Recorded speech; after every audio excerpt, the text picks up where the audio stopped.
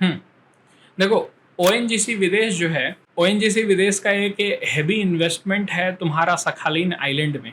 अब Sakhalin island कहाँ पर है? तो रशिया में है। You can see out here this map, you can understand. So ये रशिया है। रशिया का सबसे बड़ा जो आइलैंड है इसको कहते हैं Sakhalin island. You can see out here, यहाँ पर चाइना हो गया, यहाँ रशिया हो गया, यहाँ जापान हो गया, जापान के ऊपर ये है सखालिन आइलैंड। ठीक है। अब सखालिन आइलैंड में बहुत सारे ऑयल रिजर्व हैं। ठीक है। रशिया के बगल में ही है Sakhalin island, can you see? ठीक ना? हाँ। तो इसी में बहुत सारे तुम्हारे क्या हैं, ऑयल रिजर्व हैं। सखालिन प्रोजेक्ट 1 है, प्लेटफॉर्म 2 है, प्लेटफॉर्म 1 है। प्लेटफॉर्म 1 जो है उसका जो पार्ट है उसका 20% ओएनजीसी जो है, भारत की जो कंपनी है ओएनजीसी विदेश, उसने क्या किया है, खरीद करके रखा हुआ है। समझ में आ रहा है? उसके बाद 20% रशिया का भी है, जापान का भी एक कंपनी है उसका भी 30% है। इस तरह से सखालिन आइलैंड में और भी अमेरिकन कंपनी भी हैं, यूरोपियन कंपनी भी है। तो बहुत सारे कंपनीज को रशिया ने बुलाया था यहाँ पर ऑयल को एक्सप्लोर करने के लिए। लेकिन क्योंकि रशिया और यूक्रेन का युद्ध चालू हो गया, रशिया और यूक्रेन का युद्ध होने की वजह से क्या हुआ कि बहुत सारे कंपनीज छोड़ करके जाने लगे। कौन कौन से कंपनी छोड़ करके जाने लगे? You can see out here. एक होगा तुम्हारा Exxon Mobil and Shell. Shell और एक्सॉन मोबिल जो है वो दोनों क्या करने लगे, छोड़ करके जाने लगे, छोड़ दिए कि यूक्रेन के ऊपर तुमने क्या किया है, हमला किया है। इसके अगेंस्ट में ये दोनों कंपनी एग्जिट कर गए ये सारे ऑयल फील्ड से। अब पॉइंट ये है कि ऐसे केस में रशिया की ये जो जगह के गवर्नर हैं उन्होंने इनवाइट किया चाइना को और किसको, इंडिया को, कि आप आइए, ये ऐसा समय है जिसमें कि आप क्या कर सकते हैं और इन्वेस्टमेंट कर सकते हैं और ज़्यादा प्रोडक्शन कर सकते हैं यहाँ से।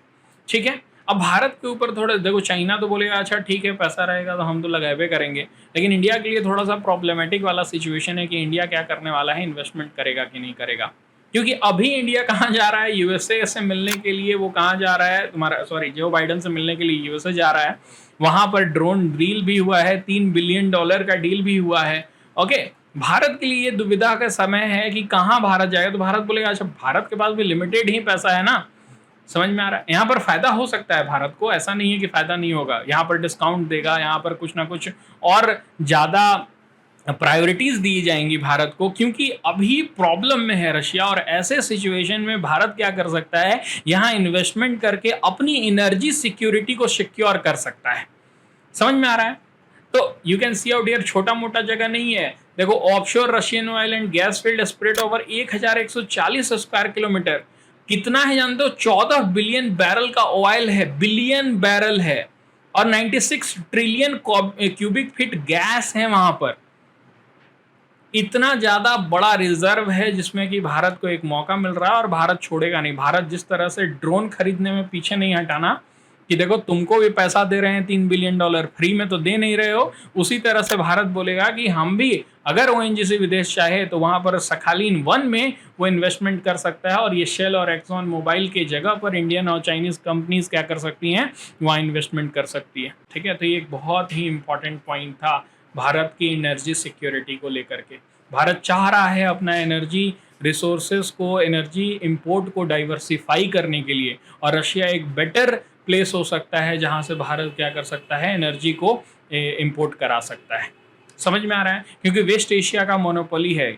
हम लोगों ने पढ़ा है ओपेक के बारे में। ठीक है। ओपेक को लीड करने वाला सऊदी है।